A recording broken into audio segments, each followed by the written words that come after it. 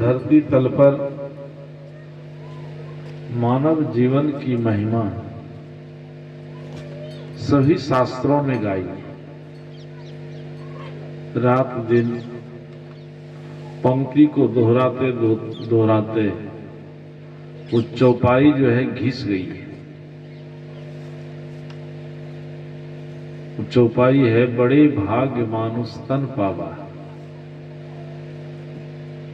कोई मत पंथ संप्रदाय वाले नहीं है जो अपने विचार के क्रम में इस पंक्ति का उद्घाटन नहीं करता हो। किसी न किसी रूप में ये पंक्ति उद्घाटित होती ही है। वेद के ऋषि ने कहा कि नहीं मानुषात् श्रेष्ठ तरम न किंचित। मानव जीवन से बढ़कर धरती तल पर कोई जीवन नहीं है। शास्त्रों में मनुष्य की महिमा गा रही है, लेकिन इस शब्द पर हम लोग चिंतन करें। सब लोग दृष्टिपात करिए कि संसार ही एक खुली किताब है। जहां से पढ़ना चाहें इसको पढ़ लीजिए। कि जो धरती तल के सर्वश्रेष्ठ प्राणी मनुष्य है। क्यों? इसलिए कि मनुष्य के पास भाषा है। मनुष्य हंसने वाला प्राणी है। लेकिन ठीक से चिंतन करिए, आज धरती तल पर मानवेतर प्राणियों पर हम दृष्टिपात करें तो मानवेतर प्राणी के जीवन में कोई दुख नहीं है। गगनचर प्राणी पर दृष्टिपात करें, गगनचर प्राणी भी दुखी नहीं है। वह भी स्वच्छंद आकाश में विचरण करता है। जानवर भी ठंडी हो गर्मी हो बरसात हो, जो रूखा सूखा खाने मिलता है खाकर संतुष्ट हो जाता है। और काम जो करने का है किसान उससे काम ले लेता है। उसको भी कोई कष्ट नहीं है। और उनके जीवन में भी कोई समस्या नहीं।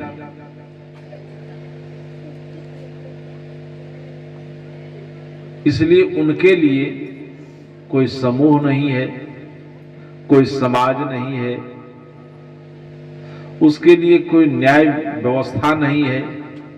इसलिए नहीं है कि वहां अन्याय करने वाला लोग प्राणी नहीं है। एक बार कथा से बात प्रारंभ हो जाएगी। एक बार ब्रह्मा जी ने धरती तल के सभी जीवों का बैठक बुलाया।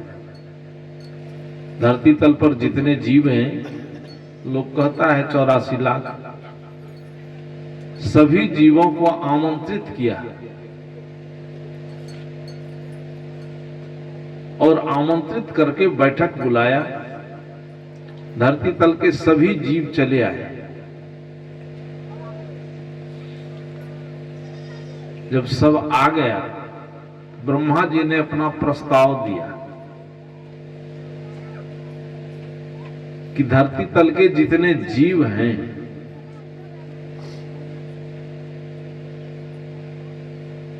उस सभी जीवों को हम सुखी देखना चाहते हैं।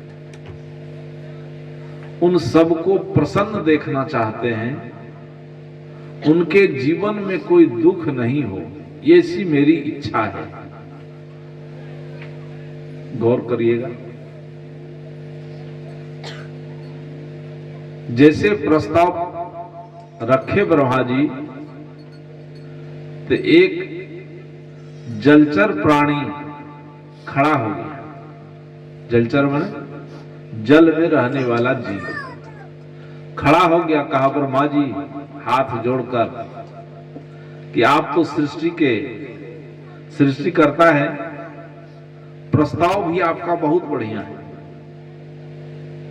इस प्रस्ताव के अनुरूप धरती तल पर हमको कोई दुख नहीं है।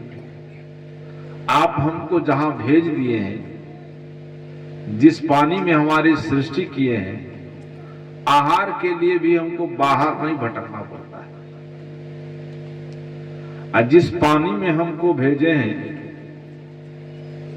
उपकार की दृष्टि से कि पानी शुद्ध रहे, तो हम किसी को मार कर नहीं खाते। मछली किसी को मार कर खाती है? का पानी में जो कचरा होता है, उस कचरे को हम खाकर जीवन यापन कर लेते हैं। इसमें उद्देश्य दो है। एक उद्देश्य है कि हमारा पेट भर जाएगा, दूसरा उद्देश्य है कि पानी के बिना धरती पर कोई जीव जिंदा नहीं रह सकता। तो दूसरा उद्देश्य है कि सभी जीव को शुद्ध पानी मिल जाए। इस उद्देश्य से हम पानी में विचरण करते हैं। जीवन तो सुखी था, आनंदमय था, लेकिन दुर्भाग्य है कि जो दो पैर वाला आदमी भेज दिए हैं धरती पर, जो सृष्टि का सिरमौर प्राणी जिसको कहते हैं, और आप भी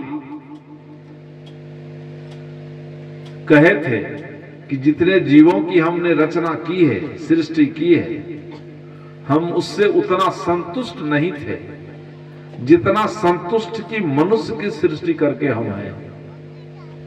आपका भी प्रस्ताव है, लेकिन हमारे जीवन में दुख का कारण है कि इस मनुष्य को मनुष्य की जो सृष्टि की है आपने, इसको बुद्धि दे दी है। ये बुद्धि का प्रयोग करता है, और जो बौद्धिक शक्ति संपन्न लोग होता है उसके अंदर दया नहीं होती। दया विहीन जो बुद्धि इसको दे दिए हैं, ये बुद्धि का प्रयोग करता है, जबकि बुद्धि का प्रयोग करना चाहिए परिवार, समाज, राष्ट्र को सजाने के लिए, उसके उत्थान के लिए। लेकिन ये बुद्धि का प्रयोग ऐसा करता है। एक तो लौखंड होता है, क्या कहते हैं उसको, बंसी, बंसी बना लेता है। अब बंसी लगा करके बंसी पटाता है, उसमें मांस का टुकड़ा डाल देता है। अब भूख के चलते उस पानी में इस छल को नहीं समझ सकते हैं कि हमारे साथ छल किया है। भूख को मिटाने के लिए हम समझते हैं कि पानी का कचरा है, कोई मरा हुआ जीव है, उसको कष्ट नहीं होगा। भूख के लिए उसको, जैसे उसको हम ग्रास बनाते हैं, हमारा मुंह जो मुंह है, उस मनुष्य के धोखा देने की जो कला बंसी है उसमें फंस जाती है, उठाकर निकाल लेता है, जला भून करके चोखा बना के खा लेता है। एक बुद्धि यह है। दूसरा कि ये जाल बना करके महाजाल बना करके, यदि समुद्र में है तो महाजाल फैलाता है, छोटी छोटी नदी में है तो जाल लगाता है। जो छोटा छोटा डबरा है जहां पानी नहीं बहता है, बरसात खत्म होने के बाद पानी बच जाता है, तो टापी बनाता है, और टापी लेकर के छान लेता है, और उसमें भी जो बच जाता है, पंपिंग सेट लगा के पानी को निकाल कर बाहर कर देता है। समूचे परिवार को समेट करके आग में झोंक देता है। इसलिए आपका प्रस्ताव बढ़िया है। दुख यही है कि आदमी को जो आपने बुद्धि दी है, उस बुद्धि का प्रयोग करके, उसके बुद्धि से हम लोग परेशान हैं, उसकी बुद्धि से भयभीत है कि उसके बुद्धि का प्रयोग करके परिवार को खत्म कर देता है। ब्रह्मा जी को लगा कि बड़ी गलत भूल हो गई। इसकी बात पूरी हुई नहीं थी कि उधर से गगनचर प्राणी खड़ा हो गया, आकाश में विचरण करने वाला। वो कहा कि प्रस्ताव तो आपका बहुत बढ़िया है, लेकिन सृष्टि का जो सिरमौर प्राणी मनुष्य है, जिसकी सृष्टि की रचना करके आप खुश हुए हैं और उसको बुद्धि दे दिए हैं। हम आकाश में विचरण करते हैं, कंद मूल फल खाते हैं, कोई भय नहीं था। लेकिन आदमी अपनी बुद्धि का प्रयोग करता है और जहां खड़ा होता है, खड़ा होकर के राइफल को सीधा करता है और उसमें गोली होती है, हमको पता नहीं चलता है, घोड़ा को दबाता है। यदि 500 मीटर ऊपर में है, 1000 मीटर ऊपर में है, तो उतना पावर का वो राइफल है, वो लगता है सीना में, धाराशाही धरती पर हो जाते हैं, जला भून कर खा लेता है। बस चले तो इस आदमी को अपने पास बुला लीजिए।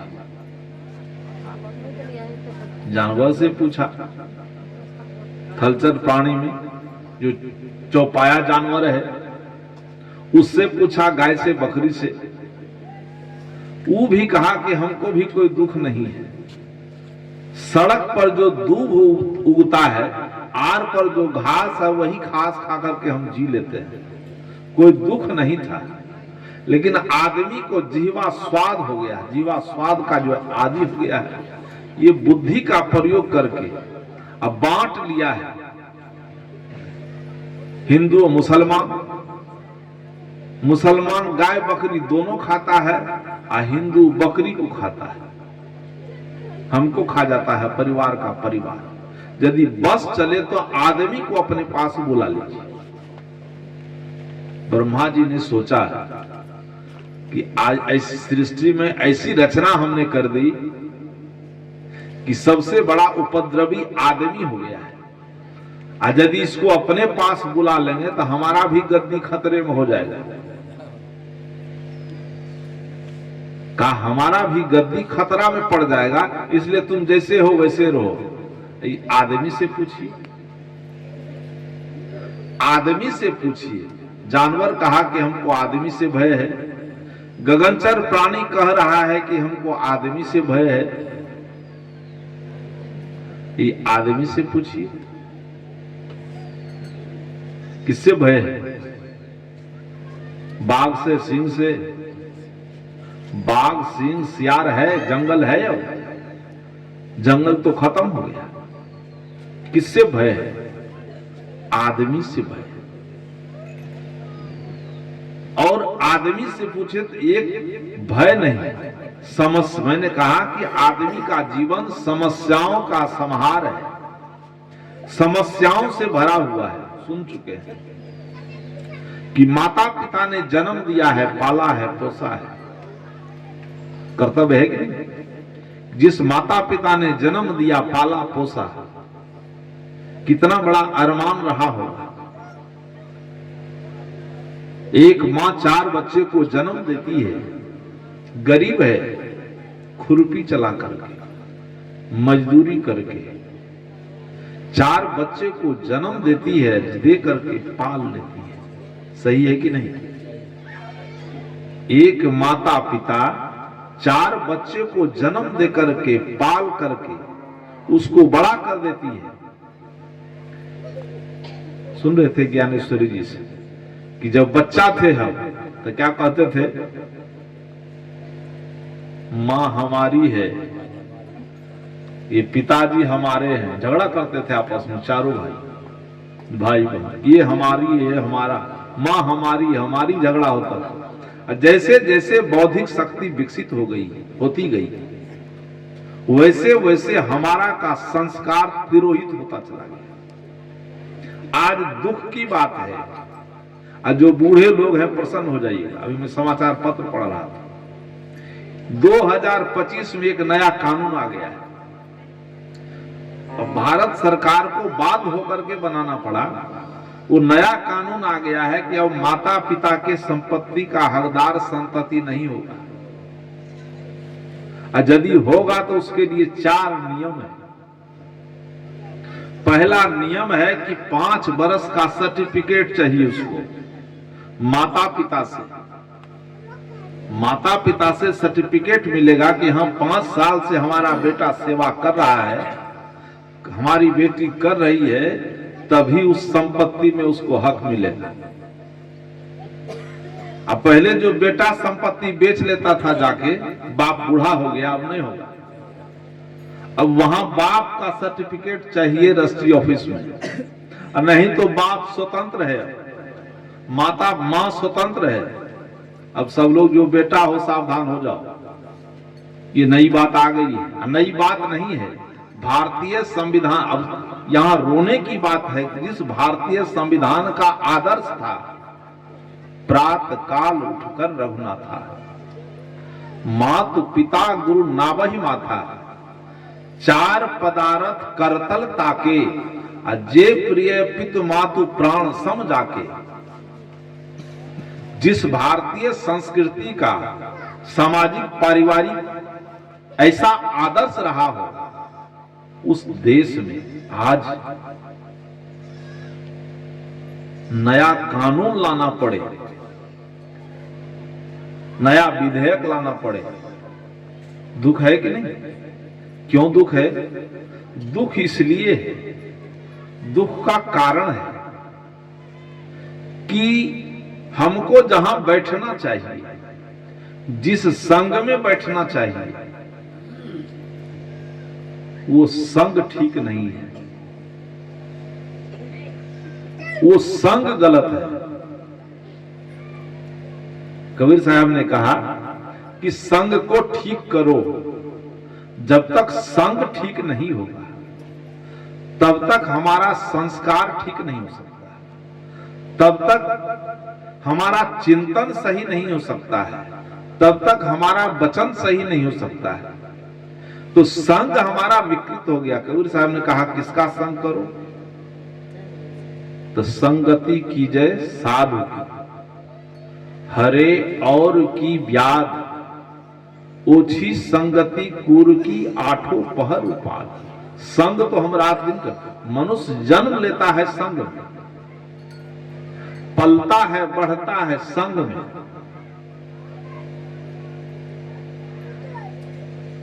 लेकिन आज तक जब हम लोग जन्म लिए थे, या कोई भी आदमी जन्म लेता है, शराबी होकर जन्म लेता है, जुआरी होकर के, लंपट होकर के, मांसाहारी होकर के, हिंदू होकर के, कोई भी आदमी जन्म लेता है तो न शराबी है वह, न मांसाहारी है, न जुआरी है, न मुफतखोर है, न रंगबाज है, न आतंकवादी है, शुद्ध इंसान जन्म लेता है। जैसा संग मिलता है उसको, जिस संग में वो पलता है, उसका रंग उस पर चढ़ जाता है। कबीर साहब कहते हैं कि उस संग को ठीक करो। संगति, संगति का सम्यक गति, गति माने चाल, सम्यक गति, समान गति हो। समान गति का मतलब कि हमारा जो स्वभाव है, हमारा जो अंतःकरण है, हमारा जो अंतःकरण मांग रहा है, बस वही दूसरों को देना शुरू कर दो। सब लोग क्या चाहते हैं? सब लोगों के हृदय की मांग क्या है? सबके हृदय की मांग है कि सब लोग हमको सम्मानित करें, गाली नहीं दे। ये चाहे कि नहीं? कोई भी आदमी, कोई हमारे ऊपर हमला नहीं करे, कोई हमको लूटे नहीं, हमारे जेब पर हमला नहीं करे, हमारे खेत खलिहान पर हमला नहीं करे। है सबकी मांग की नहीं? वेद के ऋषि ने कहा कि मांग तो तुम्हारी बहुत अच्छी है, चाह तुम्हारी बहुत अच्छी है, कि चाह के अनुसार राह बनाना पड़ेगा। पंक्ति सुन रहे थे विनोद स्वरूप जी से, कबीर साहब की पंक्ति, चाहत सुख और दुख संग न छाड़ा। सुख चाहते हैं, जीवन में सम्मान चाहते हैं, लेकिन अपमान का पथ नहीं छोड़ते। सुख चाहते हैं, दुख का मार्ग नहीं छोड़ते। दोनों एक साथ घटित होगा। जब तक सुख के मार्ग को पकड़कर नहीं चलेंगे तब तक तो दुख होगा।